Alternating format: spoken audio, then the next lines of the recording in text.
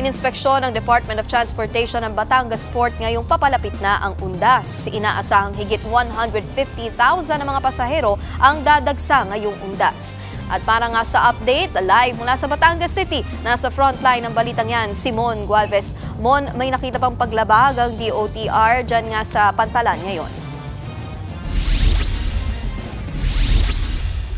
Nikki, kawalan ng online ticketing system ang isa sa mga napuna ng Department of Transportation sa ginawa nilang pag-iikot dito sa Batangas Port, kasama na rin ang Philippine Ports Authority. Yan ay bago ang inaasahang dagsa ng mga darating na pasahero o daraang pasahero dito ngayong paparating na undas.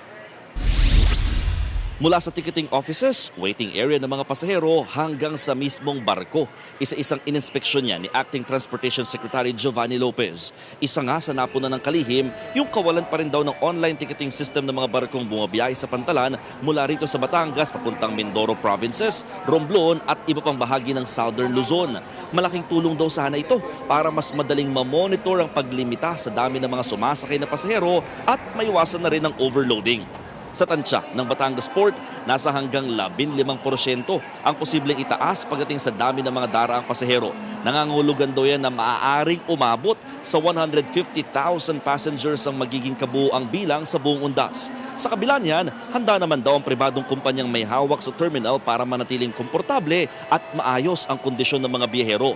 Tiniyak din ng mga otoridad na sapat ang mga babiyahing barko. Nag-issue na rin daw sila ng mga special permit para sa karagdagang vessel. Sa ngayon, naka-heightened alert na rin ang Philippine Coast Guard para matiyak naman ang seguridad at kaligtasan ng mga mananakay.